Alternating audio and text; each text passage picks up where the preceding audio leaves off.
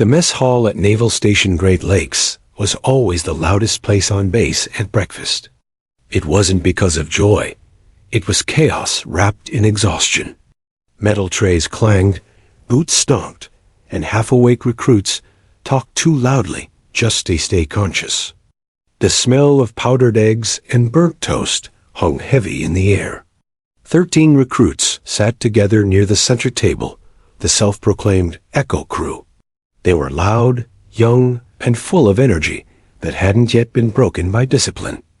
Most of them were still getting used to Navy life. Early mornings, drills, shouting, and the endless struggle to prove they belonged. But that morning, their usual noise died mid-laughter. A woman had just walked in. She wasn't in an officer's uniform or the crisp whites of command.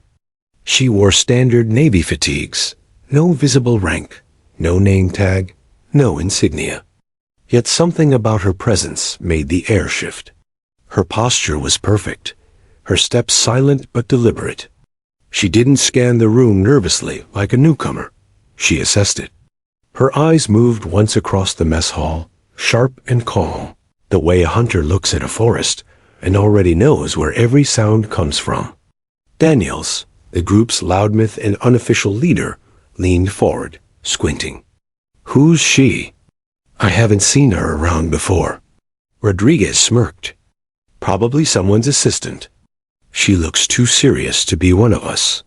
A few others chuckled. They didn't mean harm, just the usual banter between recruits, still learning where to draw the line. The woman walked past them, tray in hand, and sat 2 tables away. Alone. She didn't seem bothered by the curious stares. Her movements were precise, every motion deliberate, nothing wasted. She ate quickly, efficiently, like she'd been trained to consume a meal under time pressure. Daniels elbowed his buddy. "What's she doing eating with us recruits? If she's an officer, she's in the wrong place. Go ask her," someone dared. He grinned. Daniels never backed down from attention. "Sure," he said, pushing his tray aside. He swaggered over, stopping beside her table. "Ma'am," he said with exaggerated politeness, "you seem lost. This isn't the officer section." The woman didn't look up immediately. She took another bite of her food, chewed, swallowed, and finally raised her eyes to meet his. They were gray, not cold, but unreadable. "Didn't know food had a rank, recruit," she said softly. Her voice was calm, steady, too steady. Daniels blinked. The response wasn't aggressive, but it cut sharper than he expected. He laughed awkwardly and shrugged. "Fair point, I guess." She offered a faint smile, polite, dismissive, then returned to eating. Daniels walked back to his table, trying to shake it off, but the group was already grinning. "Smooth, Daniels," Rodriguez teased. "Maybe she outranks your brain." "Shut up," Daniels muttered, but the smirk faded. Something about her tone lingered, not her words, but the weight behind them. The next few mornings, she was there again. Same seat, same calm silence. She never spoke unless spoken to. The recruits began watching her more closely. She arrived at the same time every day, ate alone, and left precisely 12 minutes later. She never carried a phone, never laughed, never lingered. She always sat facing the door. By day 4, rumors had begun. "Maybe she's intel," whispered one recruit. "Or a psychologist," another guessed. "Whatever she is," Daniel said, "she's way too composed. No one eats Navy eggs that peacefully." They laughed, but the curiosity only grew. That afternoon, during PT, physical training, Daniels spotted her again, standing near the edge of the obstacle field. She wasn't participating, just watching as recruits ran the muddy course, shouting encouragements to each other. When the instructor called out, "Anyone think they can beat 5 minutes today?" Silence followed. No one wanted to embarrass themselves. Daniels, fueled by pride and leftover humiliation from breakfast, grinned. Maybe the mystery lady wants to give it a shot. Some recruits chuckled. Even the instructor smirked, shaking his head. I don't think she's part of this session, recruit. But before he could continue, the woman stepped forward. Time me, she said simply. The field went still. You serious? The instructor asked. She just nodded once. Serious. Without another word, she walked to the start line, adjusted her gloves, and crouched. The whistle blew. The first 10 seconds silenced every smirk. She vaulted over the first wall like gravity didn't exist. Her form was flawless, every motion smooth and efficient. Where recruits fumbled, she flowed. Mud splashed but never slowed her. She crawled under wire, sprinted uphill, swung over the rope barrier, rolled, and kept moving. When she reached the final stretch, even the instructor forgot to call out her time. The stopwatch beeped 4 minutes, 22 seconds. No one spoke. Daniels gawked. 4:22? That's impossible. She stood straight, wiping mud from her sleeves, breathing evenly. Not impossible, she said softly. Just practiced. Then she started walking away. Wait, Daniels blurted. Who are you? She turned slightly, her expression unreadable. Someone who used to do this underwater, she said, then walked off the field, leaving everyone frozen. That night, the mess hall buzzed like a rumor factory. I told you, she's special forces, Rodriguez insisted. No way. Women can't, one began before another cut him off. Not usually, but there was one rumor. About a female SEAL candidate a few years ago. Daniels didn't join the chatter. He was still hearing her voice, calm, confident, impossible to ignore. He'd trained for months and still couldn't finish that course under 6 minutes. She'd done it in 4:22. Whoever she wasn't ordinary Navy. The next morning, she wasn't in the mess hall. Her absence made the room feel oddly empty. Daniels caught himself scanning the entrance every few minutes, waiting. He told himself it was curiosity, not respect, not intimidation, just curiosity. But deep down, something had shifted. He hadn't realized it yet, but that woman, whoever she was, had already begun to change how he saw himself. That afternoon, as the recruits gathered for drills, the commanding officer entered unexpectedly. Listen up, he barked. We have an evaluator joining us this week. Treat her with the same respect you give any superior. The recruits straightened up, exchanging nervous glances. The CO stepped aside. In walked the same woman, calm, composed, eyes sharp as ever. This is Chief Petty Officer Riley Cole, the CO announced. United States Navy SEAL Team 2, retired. The words hit like a thunderclap. Daniel's jaw dropped. She's a SEAL? He whispered. Riley gave a faint smile, the same quiet, knowing one she'd worn that first morning in the mess hall. Don't look so surprised, she said. I told you I've done the course before. Laughter rippled nervously, but it faded fast as her expression turned serious. I'm not here for applause, she said, her voice steady. I'm here to see if any of you have what it takes to lead when no one's watching. You'll be tired. You'll want to quit. I'll be there to make sure you don't. Her gaze swept across the group and landed on Daniels for a half-second longer than the others. He swallowed hard. For the first time since he joined, Daniels didn't feel like the loudest man in the room. He felt like a recruit, standing before someone who had walked through hell and come back quietly. And as the day went on, every recruit felt the same thing, that this woman, this silent stranger, carried stories in her scars and strength in her silence. None of them could have known how much she was about to change their lives. The wind off Lake Michigan cut cold across the training field that morning, carrying the sharp scent of wet metal and diesel fuel. Recruits lined up in rows, boots sinking into the damp earth. Their breath came out in small clouds. Every muscle ached from the previous day's drills, but none dared complain. Because today, she was watching. Chief Petty Officer Riley Cole stood at the edge of the field, arms folded, her calm expression as unreadable as ever. The sun glinted off her dog tags, but there was no trace of pride or arrogance in her stance, only focus. For the 13 recruits of Echo Crew, she was an enigma. The woman who'd walked into their mess hall just days ago was now their evaluator, a living legend, a retired Navy SEAL. It didn't feel real. Daniels tried to act casual, cracking his knuckles. "So she's really a SEAL, huh?" he muttered under his breath. Rodriguez smirked.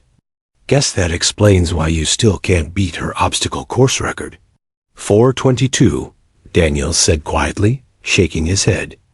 "Nobody does that. Not without cheating time itself." Their instructor blew the whistle, snapping everyone to attention. "Listen up," he barked. "Chief Cole will be supervising today's endurance drills. You will not question her, you will not argue, and you will not quit. Understood?" "Sir, yes, sir." The recruits shouted in unison. Riley stepped forward. "Morning, recruits." Her tone was even calm, but it carried authority that didn't need volume. Today's not about muscle. It's about focus. Endurance is mental before it's physical. You'll learn to control your body by controlling your thoughts. Daniels raised an eyebrow. Mental endurance? He expected screaming, not psychology. Riley paced before them. "Most of you think pain is your enemy. It's not. Pain's a signal, one that tells you you're still alive. You'll learn to respect it, not fear it." Her eyes locked on Daniels briefly. "You," she said suddenly. "Front and center?" He stiffened. "Ma'am, you challenged me to the obstacle course. Now you'll lead the first drill." A few recruits hid their smirks. "Yes, ma'am," he said, stepping forward. Riley gestured toward the course, a nightmare of ropes, mud, and walls. "You're going to run it twice. First time, fast as you can. Second time, slow, deliberate. Focus on your breathing, your pace. I want your mind in control of every movement." Daniels frowned. "Ma'am, twice?" Riley gave a faint smile. "You think 2 is too much? I used to do 10. In the dark. With 50 pounds of gear." The recruit's laughter died immediately. "Start running, recruit," she said, her tone suddenly sharp. Daniels took off, mud splattering around his boots. He tried to look confident, but by the time he reached the rope climb, his arms were shaking. He pulled, slipped, cursed, and forced himself to keep going. He finished in just under 6 minutes. "Again," Riley said. He stared at her, panting. "Ma'am, again." Something in her eyes stopped him from arguing. He turned and ran again, slower this time, forcing his breathing to steady. Every movement burned. His chest screamed. His thoughts started to spiral. "I can't. This is too much." But then he heard her voice in the distance. "Calm, solid, control it, recruit. Pain's not the signal to stop. It's the reminder you're still moving." He kept going, step by step, until he crossed the line again. Riley nodded once. "Better." Daniels collapsed onto the dirt, gasping, but when he looked up, there was something new in his eyes. Respect. That night in the barracks, the recruits couldn't stop talking. "She made him run it twice," Rodriguez said, grinning. "Damn, Daniels, I thought you were gonna pass out." "Almost did," he admitted. "But I get it now. She's different. Doesn't yell. Doesn't brag. She just knows how to push you." They all nodded. Even the ones who hadn't spoken much were paying attention now. Something about Riley made them want to prove themselves. The next day was colder. Rain drizzled steadily, turning the ground into a swamp. The recruits expected indoor drills, but Riley had other plans. She stood in front of them in the pouring rain, cap low over her eyes. "Nature doesn't care if you're cold, tired, or uncomfortable," she said. "Neither does combat. You'll learn to adapt." She made them crawl through mud, drag weighted dummies, and perform push-ups until their arms went numb. But she did it with them. Every crawl, every push-up, every sprint. That changed everything. When recruits struggled, she didn't bark insults. She offered quiet, cutting words that dug deeper than any scream could. "Get up, recruit. You're not broken. You're tired. There's a difference. Don't let your body make decisions your mind should control." By the end of the day, not one person quit. Later that evening, as recruits limped toward the mess hall, Daniels lingered behind. He spotted Riley sitting outside under the awning, sipping coffee, staring at the rain. He hesitated, then walked over. "Permission to sit, Mom?" She nodded. "Go ahead." They sat in silence for a while, the rain tapping against the roof. Finally, Daniel said, "Ma'am, can I ask something personal?" She looked at him sideways. "You can ask." "I may not answer. Why'd you become a SEAL?" Riley took a slow breath.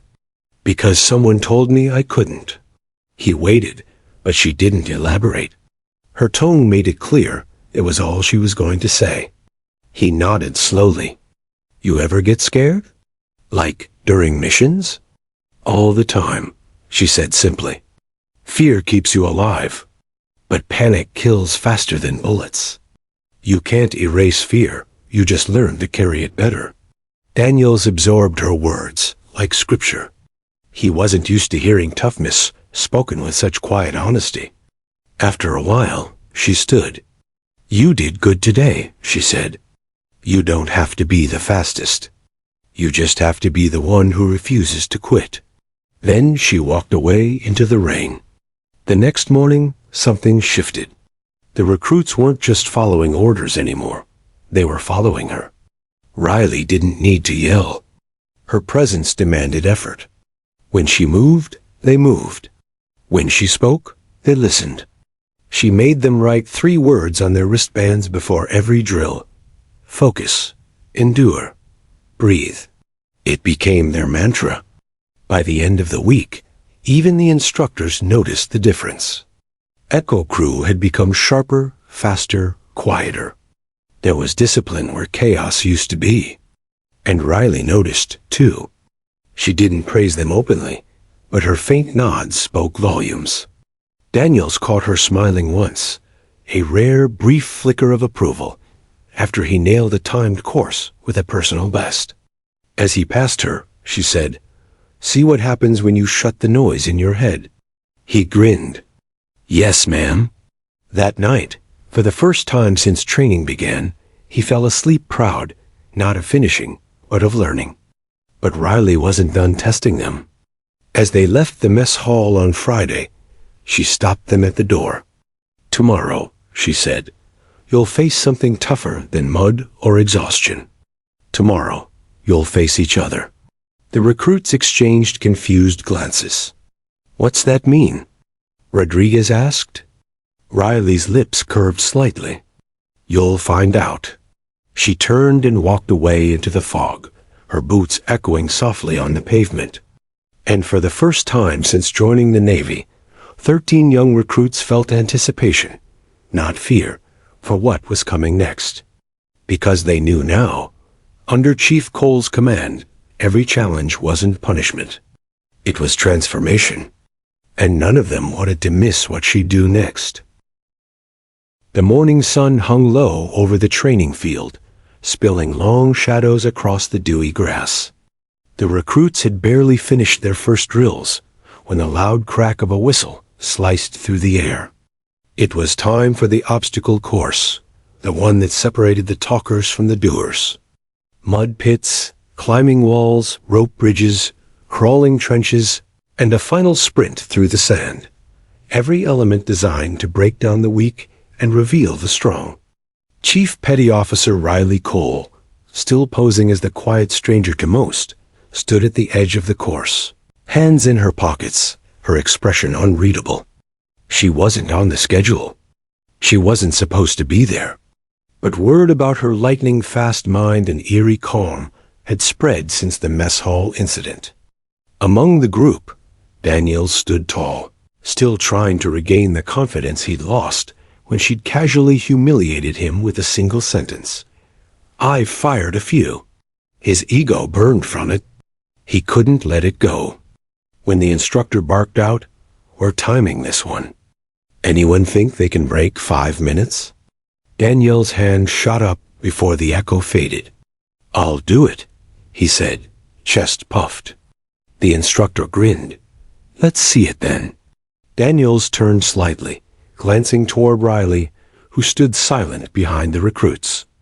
"Maybe our mysterious guest wants to join," he called out loudly. "You know? For fun." A ripple of laughter passed through the crowd. But she didn't flinch. Riley's lips curved into that same calm, unnerving smile. "For fun?" she repeated softly. "Sure," the instructor blinked. "Ma'am, this course isn't." But before he could finish, she had already stepped forward, pulling off her jacket and tying her hair back. The wind picked up slightly, brushing against her face. "Time me," she said simply. The recruits exchanged glances. Danielle snickered. "You're serious?" She didn't answer. She just crouched at the start line. The instructor hesitated, unsure if this was a joke or a disaster waiting to happen. Then he raised his stopwatch. "On my whistle," he said. 3 seconds of silence. The whistle shrieked, and Riley moved. She exploded forward with the speed of a sprinter, body low, controlled. The first wall came fast. She hit it, scaled it in 2 steps, swung her leg over, and dropped down like a cat. Mud splashed up around her boots as she sprinted to the crawling trench. The recruits stared in stunned silence. She didn't just crawl. She flowed, every motion precise, rhythmic. Not a wasted movement. Her elbows dug in, boots pushed off the ground with just enough force to slide her body forward. Danielle's smirk vanished. By the 3rd obstacle, the rope climb, the instructor forgot to call out the time. She grabbed the thick cord, hooked her foot, and climbed hand over hand, so fast it looked mechanical. By the time she reached the top, she'd already plotted her descent, sliding down with perfect control before touching the dirt again. Her breathing never faltered.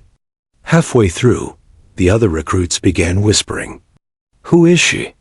One muttered. "No one moves like that." She dashed into the balance beams, narrow planks wobbling over mud pits, and crossed them like she was walking on solid ground. Then came the monkey bars. Most recruits lost their rhythm halfway through, hands blistered, arms trembling. Riley swung through in a continuous glide, barely pausing between grips. Even the instructor was wide-eyed now.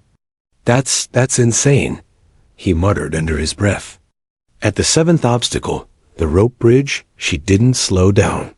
She didn't hesitate. She sprinted across while the others would have crawled. Every step landed precisely in the center of the rope. No wobble, no slip. When she reached the final hurdle, a 20-yard mud trench followed by a full sprint to the finish, Daniels whispered, "She's got to be exhausted by now." But she wasn't. Riley dropped into the trench, splashing into knee-deep sludge. Mud coated her fatigues, but she didn't stop. She used her arms to pull, legs to drive, face blank with focus. Then, in a flash, she was up again, sprinting down the final stretch, her boots pounding against the wet earth. The instructor raised the stopwatch. 4 minutes. 22 seconds. He shouted. The recruits erupted in disbelief. Daniel's mouth fell open. That's not possible." He stammered, but she didn't even seem winded. She stood there, catching her breath calmly, mud streaking across her arms. The instructor walked over slowly, shaking his head. "Ma'am, I've never seen anyone finish under 4:30. Who the hell are you?" Riley just smiled, her tone even and quiet. "Just someone who's done this a few times before." Then she picked up her jacket, slung it over her shoulder, and started walking toward the barracks. Daniel stared after her, jaw tight. He could feel his pride shriveling, but beneath the humiliation was something else. Respect, maybe even awe. She trained for this, one of the recruits said. "More like she lived it," another replied. By afternoon, the entire base was buzzing. The quiet woman who'd humiliated the obstacle course was the only thing anyone talked about. Every corridor echoed with speculation. Maybe she's special ops. She's too calm, like zero fear. No way, she's just a civilian trainer. Even the instructors started whispering. Later that day, while most recruits rested, Daniels found Riley sitting on a bench near the waterline, cleaning her boots. He hesitated, then stepped closer. "Hey, that was impressive," he said. His voice was softer this time. "Where'd you learn to move like that?" She looked up at him with a faint smile. "It's not about learning to move. It's about learning to stop doubting yourself long enough to move at all." He frowned, not quite understanding. She chuckled lightly. "You'll get it one day," she said, standing up. "Just don't waste your energy proving you're tough. Prove you're consistent." Daniels wanted to ask more, but before he could, she was already walking away. That night, the base cafeteria was louder than usual. Every recruit replayed her performance in the obstacle course, exaggerating parts of it like it was a legend in the making. The story of the mystery woman spread faster than orders could contain it. Some said she was a Marine transfer. Others swore she was an undercover officer testing discipline. But deep down, each recruit felt the same thing, curiosity mixed with respect. Even Daniels, lying awake in his bunk, couldn't shake her words from his head. "Stop proving you're tough. Prove you're consistent." It hit him harder than any insult could have. Riley, meanwhile, sat alone on the dock, watching the waves roll under the moonlight. The calmness of the water reminded her of another time, another life. The freezing black ocean of Bud S training, the endless drills, the shouting instructors, the exhaustion that stripped away everything fake, leaving only truth behind. She smiled faintly. They didn't know yet, but soon they would, because the quiet woman who had walked into their mess hall days ago wasn't just another sailor. She was the first woman to complete Navy SEAL training, and she hadn't come here to impress anyone. She'd come to teach them what it really meant to earn the trident. By the next morning, the entire base buzzed with one rumor: the mysterious woman who had shattered the obstacle course record. Everywhere Riley Cole went, eyes followed her.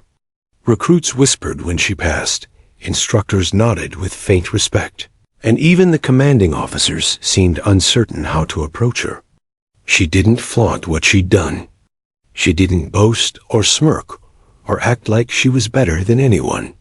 In fact, she carried herself the same way she always had, calm, reserved, precise. But now, everyone around her moved differently. The energy had shifted. Daniels noticed it most of all. The cocky grin that once lived on his face was gone, replaced by quiet curiosity. He couldn't stop thinking about what she'd said after the obstacle course. "Stop proving you're tough. Prove you're consistent." Those words followed him through every drill.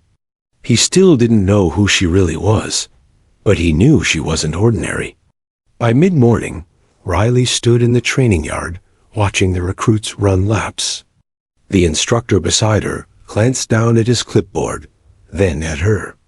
"You know," he said carefully, "some of the officers are wondering why you're here." You're not exactly. Standard personnel. She didn't respond immediately. Her eyes stayed on the recruits. Does it matter? She said quietly. He hesitated.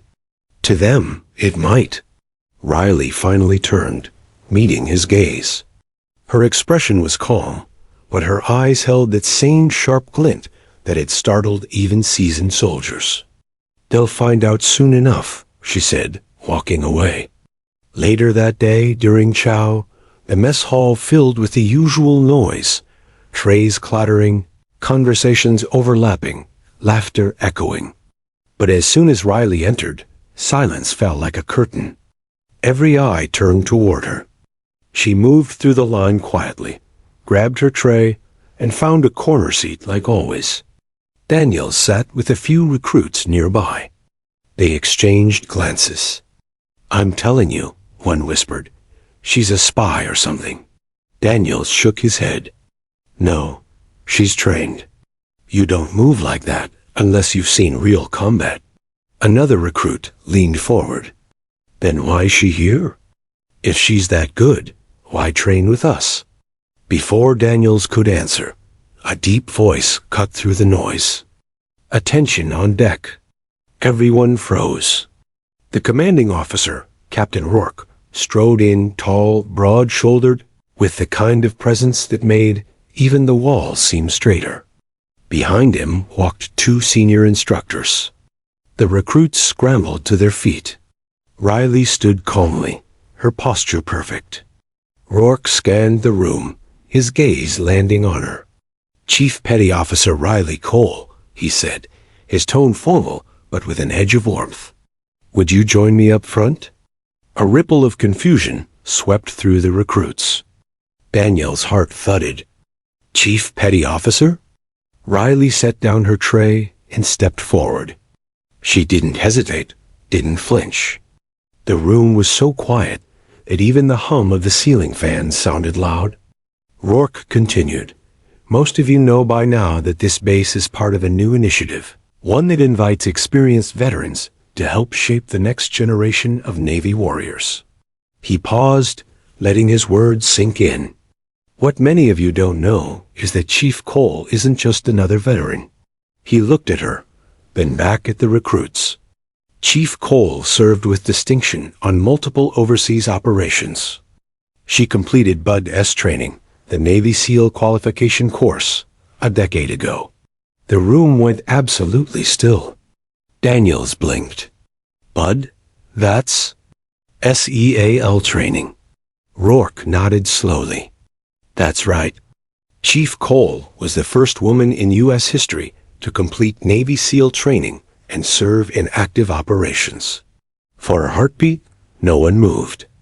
Then, as if reality itself needed a second to catch up, a wave of shocked murmurs filled the room. She's a SEAL?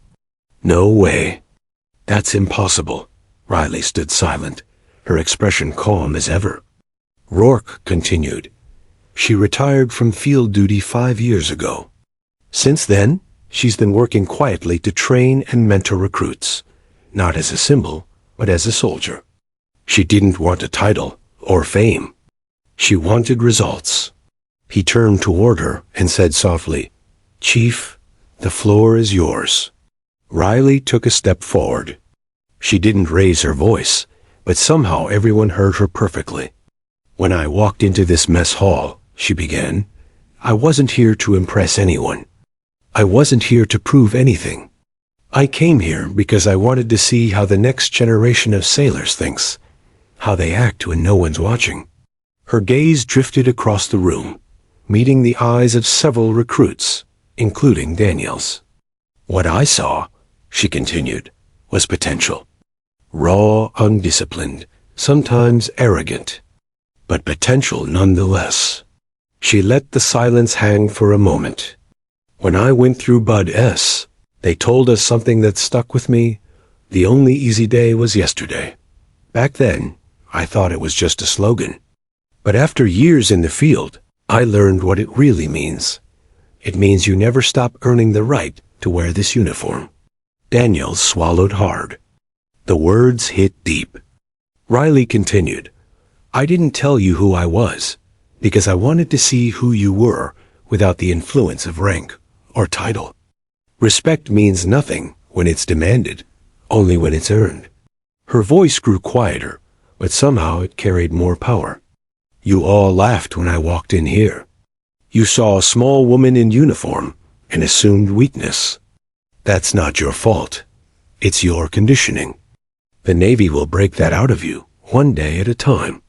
She glanced toward Daniels, who looked down at his tray, ashamed.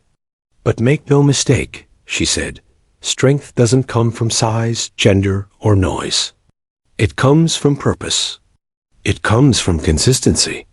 The recruit stood frozen, hanging on to every word. Finally, she stepped back and nodded to Rourke. He gave a faint smile and turned to the group. That's the kind of leadership you're training to follow. Remember her name. Chief Riley Cole, Navy SEAL. The room erupted in applause, not the forced kind, but genuine. Daniels clapped hardest, his hands trembling slightly. He wasn't clapping out of obligation. He was clapping out of awe. Riley gave a small nod of acknowledgement, then quietly left the hall, her boots echoing down the corridor. She didn't stay for the attention. She never did. Outside, the afternoon sun had begun to fade, casting golden light over the base. Daniels caught up to her near the courtyard. Chief, he called out. She stopped, but didn't turn right away. What is it, recruit? He jogged up beside her, breath uneven. I didn't know. I mean, no one did. You're a SEAL. I'm sorry for how I acted before. Riley finally looked at him, her expression unreadable. Apologies don't matter, Daniels, she said softly. Growth does. He nodded, embarrassed. Still, I want to learn. From you. That got the faintest hint of a smile from her. And show me, she said. Every day. On the field, in the water, in your discipline. Talk is for the ones who quit. Daniels stood there as she walked away, the weight of her words pressing deep into his chest. From that day forward, the recruits no longer saw Riley Cole as a mystery. She was a living legend, proof that impossible was just another word for untried. And though she never bragged, never asked for credit, everyone on that base knew one thing. The day they learned who she truly was had changed them forever. The next morning, the base felt different. The same drills, the same gray sky, the same salt in the air, but the energy had shifted. The story of Chief Petty Officer Riley Cole wasn't just a rumor anymore. It was official, and it was everywhere. Recruits who once laughed in her direction now stood straighter when she passed. Conversations stopped mid-sentence. Even instructors glanced her way with a hint of admiration. But Riley didn't care about any of that. She hadn't come to be admired. She'd come to transform these recruits' body, mind, and soul into the kind of sailors who could survive anywhere. And she wasn't going to go easy on them. That day's schedule said leadership and tactical awareness. The recruits expected another lecture about teamwork or formations. What they didn't expect was Riley waiting for them at the edge of the training field at 0500 hours sharp, a stopwatch in one hand and a rope in the other. Morning, Chief, Daniels greeted nervously, his tone full of forced enthusiasm. Riley glanced at him briefly. You're late, recruit. Daniels blinked, looking at his watch. It's 4:59. Exactly, she interrupted. On time is late. Early is ready. Remember that. A murmur of nervous laughter went through the group, but it died the instant her eyes swept over them. Today, she said, dropping the rope at their feet, you're going to learn something no classroom can teach or respect. Not for me, not for your officers, but for each other. She looked at Daniels. Grab that rope. He obeyed immediately. Now, she said, tie yourselves together. One long chain. shoulder to shoulder. They hesitated. Now, she repeated, her tone sharp. The recruits quickly obeyed, forming a long line, bound together by the rope. Riley walked the line, tugging it here and there, ensuring every knot was tight. Good, she said quietly. Now run. They blinked. Run, Chief? One asked. Run, she said again, pointing toward the shoreline, where the waves crashed violently against the rocks. The recruits started forward awkwardly, their rhythm clumsy, the rope jerking as some pulled faster and others lagged. Within seconds, one stumbled, pulling 3 others down. Riley didn't move to help. Get up, she shouted. You fall. You pull your team with you. That rope isn't punishment, it's life. You're only as fast as your slowest man. Daniels gritted his teeth, trying to keep pace. The sand made every step harder, the rope cutting into their shoulders. After 15 minutes, they reached the water's edge, drenched in sweat and gasping for air.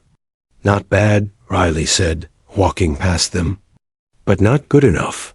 She pointed toward the waves. Into the surf. Daniels looked at her like she was joking. She wasn't. The group charged into the icy water. The moment it hit their skin, gasps and curses erupted. The water was bone-chilling, numbing every muscle. Lock arms. Riley shouted over the roar of the waves. You stay together, or you drown together. They linked arms, shivering violently as the surf crashed against them. Why are we doing this? One recruit yelled through chattering teeth. Riley's voice cut through the chaos like a blade. Because the ocean doesn't care who you are. It doesn't care if you're strong or smart. It cares if you quit. Out here, teamwork isn't a choice. It's survival. For 10 brutal minutes, she made them stay there. Waves battering their bodies, salt burning their eyes. Then she finally called, out. They stumbled back onto the sand, drenched, teeth clattering. But none of them complained. Something had shifted inside them. They were exhausted, but united. As they stood catching their breath, Riley said, respect isn't given because of rank. It's earned through pain shared, sweat spilled, and strength built together. You think you're training for war? You're training for each other. Daniels met her eyes, his chest heaving. Chief, he said quietly, is that how you made it through SEAL training? Riley stared at him for a moment before answering. That's how we made it. No one gets through alone. Over the next few days, her methods spread across the base. Recruits started waking earlier, running harder, cleaning faster. She didn't yell as much as the other instructors, but when she did, her words carried a weight that made everyone move. Instead of lectures, she taught by example. When they struggled with weapon drills, she picked up a rifle and showed them precision so flawless it seemed effortless. When they complained about rations, she reminded them she'd once gone 72 hours with nothing but water and grit.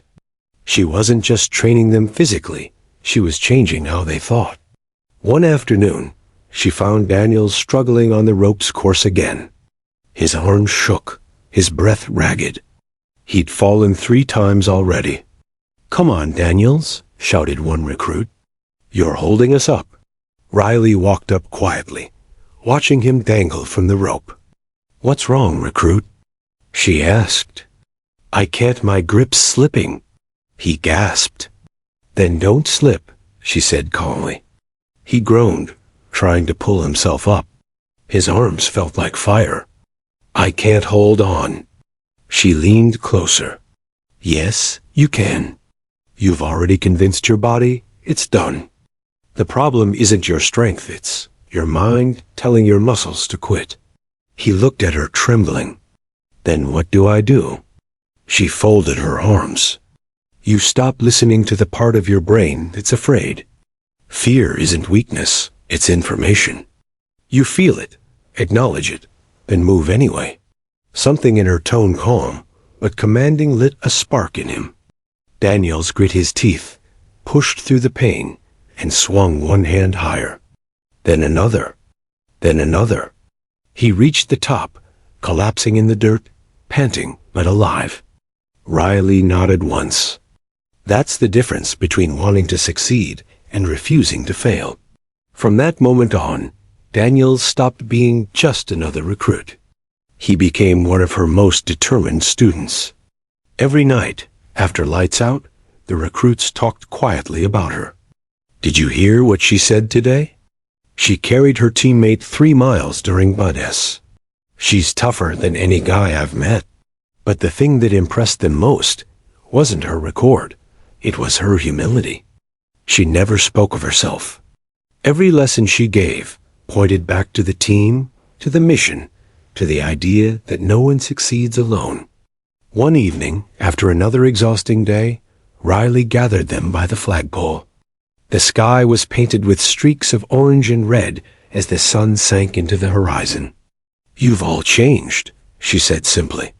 "Not because of me, but because you started believing in what's possible." Daniels, standing front and center, asked quietly, "Chief, do you ever miss it?" "The field?" She smiled faintly. "Every day," she said. "But my mission isn't out there anymore. It's here teaching you to carry it forward." For a moment, no one spoke.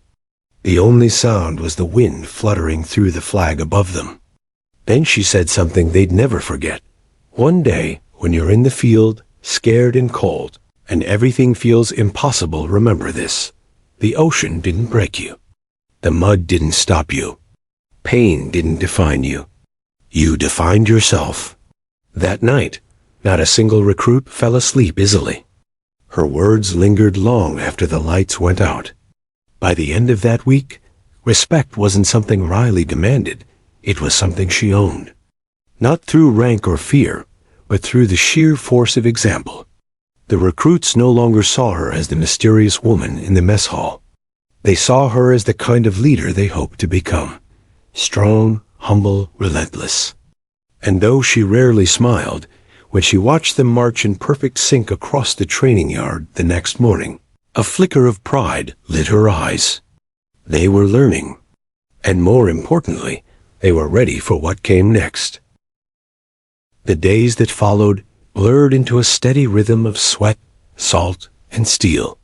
The recruits had stopped counting hours. They measured their days by challenges survived. Yet amid the exhaustion, something remarkable was happening. The same 13 recruits who once laughed at Riley Cole in the mess hall were now transforming into a unit that moved with one heartbeat, one purpose. Riley had done more than toughen their bodies. She had rebuilt their minds. But she knew they were still missing something. They were strong, yes. Disciplined, yes. But grit, the unshakable resolve that separates survivors from statistics, wasn't something you could drill or command. It had to be earned. And that lesson couldn't come from an obstacle course. It had to come from truth. That evening, the recruits gathered in the open field, the air heavy with the scent of ocean and damp earth. The sun was dipping low, painting the horizon in shades of gold and crimson. Riley stood before them, arms crossed, watching as they dropped to the ground, panting from their last run. "Rest," she said. Her voice was calm, but carried the weight of command. They obeyed immediately, grateful for even a moment of stillness. Daniels wiped the sweat from his face and looked at her.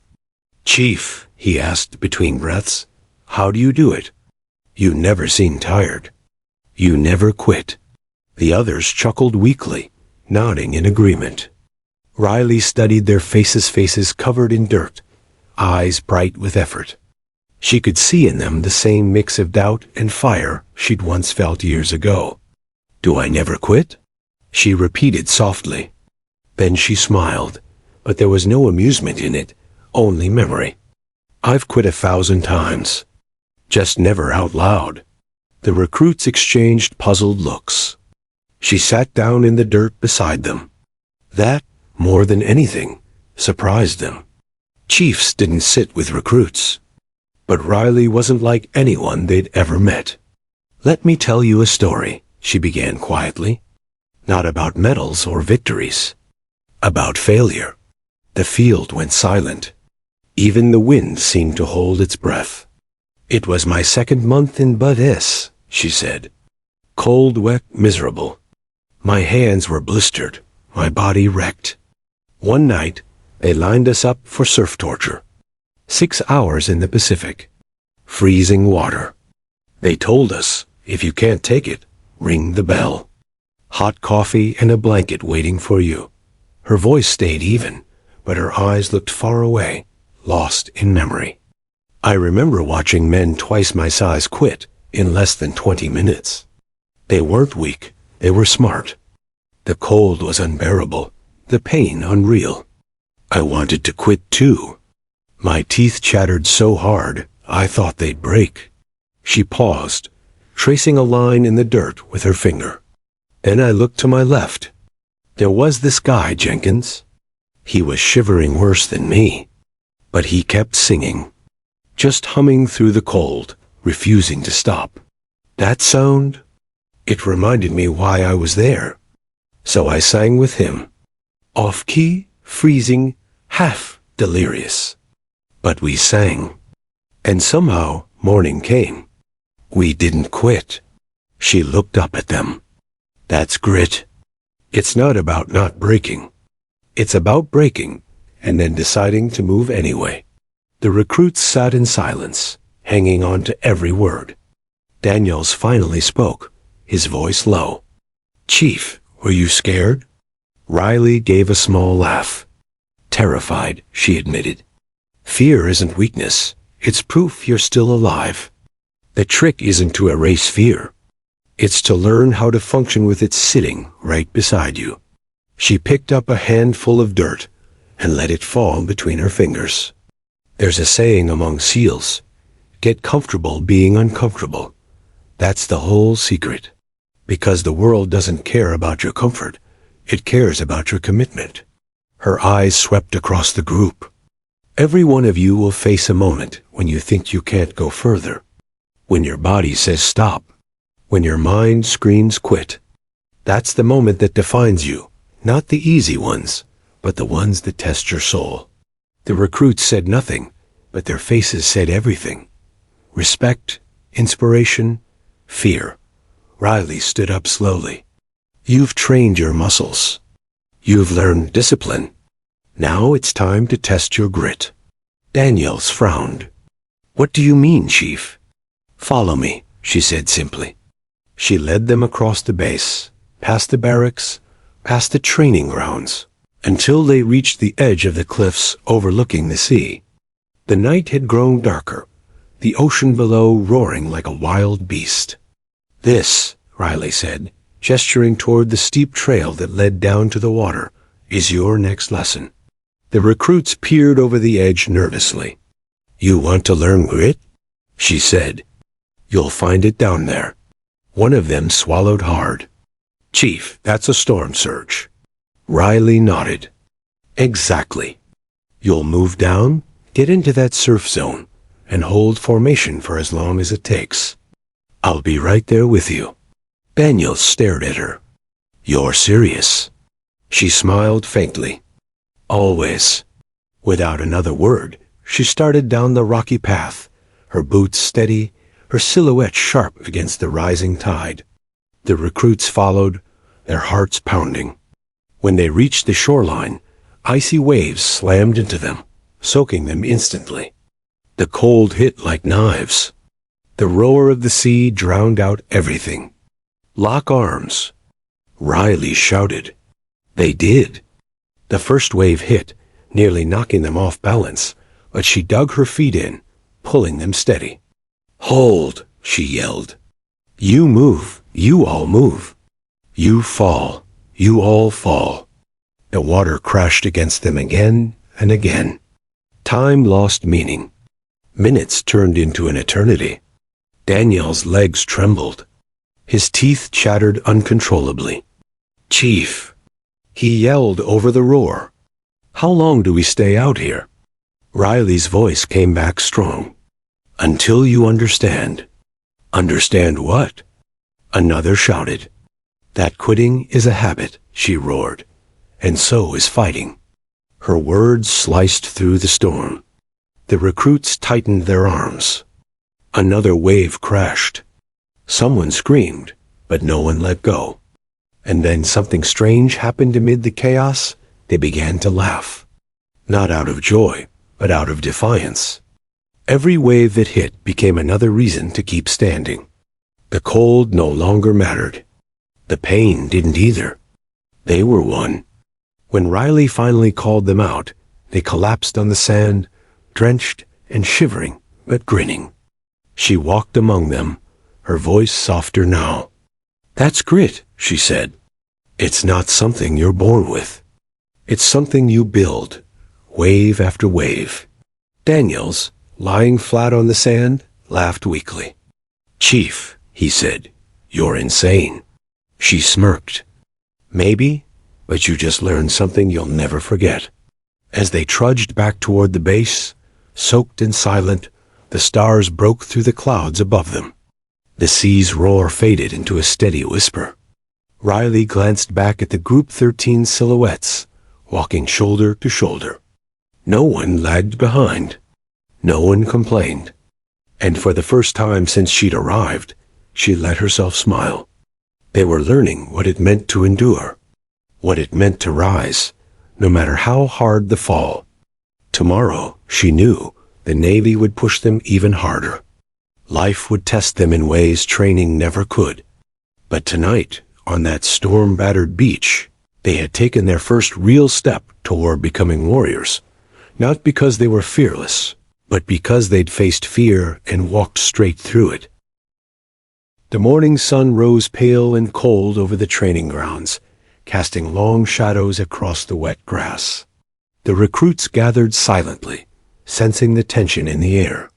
There were no jokes, no whispers, no laughter. Only the rhythmic clatter of boots on the concrete and the occasional gust of wind carrying the salt from the nearby ocean. Chief Petty Officer Riley Cole stood at the edge of the field, her stance relaxed yet commanding. She wasn't smiling. Her calm, unreadable expression sent an unspoken message. Today was different. Today, they would be tested not just as individuals, but as a unit. Daniels shifted nervously beside Rodriguez and two others. The words Riley had spoken on the beach haunted him. Quitting is a habit. Fighting is a habit. Choose wisely. The whistle shrieked. Rayleigh stepped forward. Today, she began, her voice steady, carrying across the field, you will complete the final endurance challenge. This is not about speed, not about brute strength. It's about discipline, coordination, and grit. If you falter, your team falters. If you succeed together. She gestured to the course ahead. It was unlike anything they'd seen. A sprawling maze of obstacles, weighted carries, mud pits, climbing walls, rope swings, and water crossings, stretching farther than any drill they had completed. At the end lay a final surprise, a vertical wall topped by a ledge where a flag waved in the morning wind. Daniel swallowed. We have to go all the way and up that? He asked, nodding toward the flag. Riley didn't answer. She simply nodded once. Line up, she commanded. The 13 recruits fell into formation, ropes tying them together at the waist as Riley had taught them. This time, though, she stood among them, unbound, her presence a living example. Remember, she said quietly, scanning each face, the only way out is through. Every step counts. Support each other. Communicate. Move as one. Begin. The group surged forward. From the start, it was chaos. The rope tugged and pulled. Uneven strides threatened to topple them, and mud sucked at their boots. Waves of exhaustion hit almost immediately. Daniels gritted his teeth, every muscle screaming. Every step was agony. One misstep and the rope jerked, pulling two others down with him. "Keep going," Riley shouted, moving alongside them. Unlike the recruits, she ran effortlessly, correcting positions, offering advice mid-stride. "Pull, Rodriguez. Feet first, not arms." She barked. The recruits moved as one, slowly but steadily. Sweat ran into their eyes. Mud streaked their faces, but they pressed on, each of them feeding off the discipline Riley had drilled into them over the past week. They reached the first water crossing. Cold water lashed against their legs, but they leaned into the current, holding each other steady. "You've got this," Riley encouraged. "Communicate. Don't fight the wave, use it." Daniel's legs burned with the effort, but he felt a hand grip his shoulder. He glanced sideways to see Rodriguez nodding, eyes bright with determination. It was no longer just about him. It was about all of them. By the time they reached the mud pits, the recruits had developed a rhythm. They laughed quietly at minor stumbles, encouraged one another over slippery logs, and shouted guidance when someone fell behind. Riley, still moving alongside them, nodded once. Progress, she thought. They're ready. Midway through the course, she stopped them briefly at a steep incline. The rope creaked under their combined weight. "Form a human chain," she instructed. "Pull each other up. No one climbs alone." Daniel's arms shook as he helped hoist a struggling recruit. He felt his own body falter, but Riley's voice cut through the fatigue. "Do it with purpose," she shouted. "Every hand counts. Every effort matters. Remember the surf. Remember the rope. Remember why you started." He gritted his teeth, leaned in, and pulled with everything he had. One by one, they all climbed. When the last recruit reached the top, Riley nodded approvingly. "Good," she said simply. "Now keep moving." The final stretch was a series of rope swings over water, then a sprint through the mud, and finally the vertical wall. By the time they reached it, every recruit was gasping, muscles trembling violently, skin caked in mud. Daniels looked up. The flag seemed impossibly high. "Chief," he panted. I can't." Riley placed a hand on his shoulder. Her eyes met his, calm, unwavering. "Yes, you can," she said softly. "You've done harder things. You've conquered fear. Now finish this, not for me. Not for the base, for yourself and for each other." The recruits linked hands and feet, forming a human ladder. One climbed, pulled by the others.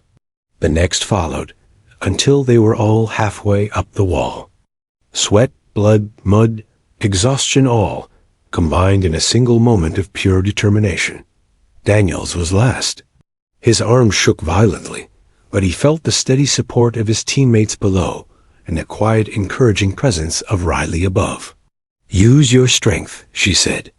"Use your mind, move as one." He gritted his teeth, surged upward, and finally grabbed the ledge. He threw a leg over, then another.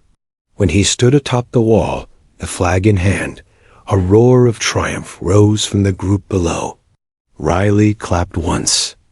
Not a showy clap, just a single firm acknowledgement of their achievement. "You did it," she said.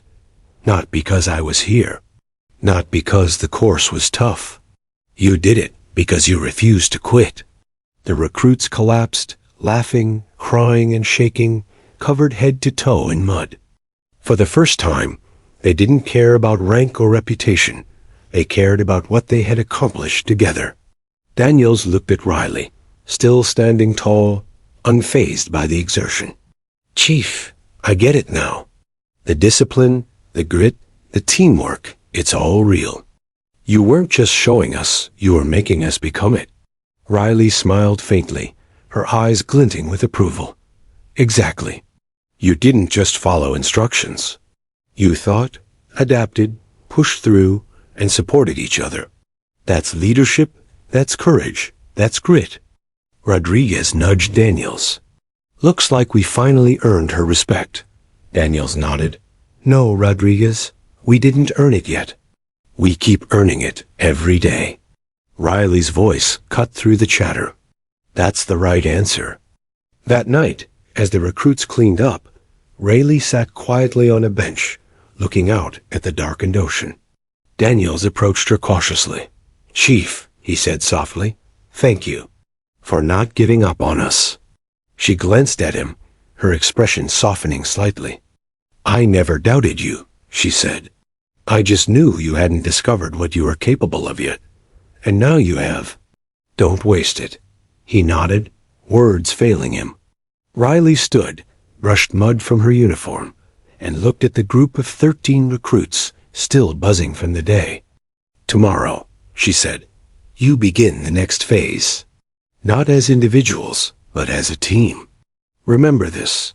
No one achieves greatness alone, and no one earns respect by avoiding struggle. With that, she walked into the night, leaving the recruits staring after her, their minds buzzing, their hearts full. For the first time, they didn't see her as a distant legend. They saw her as a mentor, a guide, a challenge they had met head-on and survived. And more than anything, they wanted to make her proud. The dawn broke cold and clear over the base, the horizon tinged with streaks of orange and pink. A soft wind carried the scent of salt from the nearby ocean, but today it didn't feel ordinary. Something had shifted. The 13 recruits, who had once doubted themselves, who had laughed at Riley Cole when she first walked into the mess hall, now moved with purpose, confidence, and unspoken pride. They were no longer just individuals, they were a unit. Riley stood on the training yard, surveying the group. She had watched them transform from the sidelines, guiding, challenging, and pushing them beyond their limits. Today, however, was about something else. It was about their understanding, their internalization of what it truly meant to be a Navy SEAL, and what it meant to carry that standard forward. Today, she began, her voice calm but carrying the weight of command. You finish what you started. Not with drills, not with mud or waves, but with understanding. What you learned here, the lessons in grit, discipline, teamwork, and resilience, are not for the obstacles I put before you. They are for the real world. They are for every impossible mission, every challenge you will face, and every teammate who depends on you. The recruits listened, each word resonating deeply. Daniels, standing at the front, felt a lump in his throat. He remembered how he had mocked her, doubted her, and underestimated himself. Now, hearing her speak with such authority and calm conviction, he understood what they had all been working toward, not just physical endurance, but mental fortitude, the kind that lasts a lifetime. Riley continued, You've earned respect here. Not from me, not from the base, but from yourselves. Respect is not given. It is earned every day, with every action, every decision, and every failure you overcome. Remember that. The morning's task was deceptively simple. A march to the waterline and back, carrying equipment as a single unit. But Riley had deliberately chosen simplicity because she knew the true lesson wasn't in the physical strain. It was in unity, strategy, and leadership. As they marched, the recruits naturally fell into a rhythm. Daniels noticed subtle changes in himself. He was calmer, more aware, more deliberate with each step. He instinctively scanned his surroundings, checked on his teammates, offered guidance when someone faltered. The lessons Riley had taught them over the past week had become second nature. Riley walked alongside them, observing quietly. She didn't need to give instructions or presence. Her presence alone guided them. She watched as the recruits adjusted seamlessly to one another, supporting weaker members without hesitation, communicating without words, and moving as a cohesive unit. Halfway to the waterline, Riley stopped them abruptly. Form a circle, she instructed. The recruits obeyed, panting, faces streaked with sweat and mud. Daniels exchanged a glance with Rodriguez. They were both exhausted, but the exhaustion now carried a sense of pride rather than defeat. Riley looked at each of them, her expression unreadable. I want you to think back to when you first saw me. The day I walked into the mess hall. Remember your doubts, your assumptions, your laughter. A silence settled over the group. Memories of that day were vivid embarrassment, curiosity, awe, and most importantly, the drive it had ignited. I could have told you who I was then, Riley said. I could have revealed my training, my history, my achievements. But I didn't. I let you see me as I am one person among many. And in doing so, I gave you a choice. To follow, to challenge, to learn, or to quit. She paused, letting her words sink in. You chose to learn. You chose to push. You chose to trust yourselves and each other. That's your legacy. That's what being a Navy SEAL is really about. The recruits listened, spellbound. Daniels felt a deep surge of emotion. He remembered falling in the mud, gasping in the surf, climbing the final wall. Each memory was a reminder of what they had endured and what they had become. Riley continued, the true test of a SEAL isn't in training or obstacles. It's in life missions that demand courage, perseverance, and teamwork. You've all proven that you can endure, adapt, and overcome. But remember this, the real challenge is carrying this forward. Being an example. Supporting those who come after you. Mentoring, guiding, and lifting others, even when no one is watching. Her eyes softened, and she looked directly at Daniels. Leadership is not about command. It's about responsibility, integrity, and service. You've all shown signs of it here, but now it's up to you to embody it in every mission, every task, every decision you make. After the speech, Riley motioned for them to continue the march. The return journey was quieter, contemplative. The physical strain remained, but the mental burden had transformed into focus. Every step was deliberate, every movement synchronized. The recruits no longer felt like individuals. They moved as one, a single living organism bound by trust and shared experience. Upon reaching the base, Riley instructed them to drop the equipment and line up. The exercise was over, but the real lesson lingered. She surveyed the group one last time. You've done well. Remember what you've learned. Share it, live it, and respect it. The mark of SEAL is not in victories or records. It's in the lives you touch, the standards you uphold, and the courage you inspire. The recruits nodded, the gravity of her words settling deep within them. Later that evening, Riley gathered them once more at the waterline. The waves were calm, reflecting the fiery streaks of sunset across the horizon. The air was crisp, and for the first time in days, a sense of peace settled over the group. Before you leave here, she said, I want you to remember something important. Your actions define your legacy, not your words. What you do, how you endure, how you lift others, that's the real measure of greatness. Daniel stepped forward. Chief, will we ever reach your level? Riley's expression softened into a rare, genuine smile. You don't have to be me. You have to be your best selves. Strength is not about copying someone else. It's about discovering what you are capable of, and never stopping there. Rodriguez added quietly, then, we'll carry it forward, won't we? Yes, Riley said firmly. Carry it forward. Respect earned is a chain that links past, present, and future.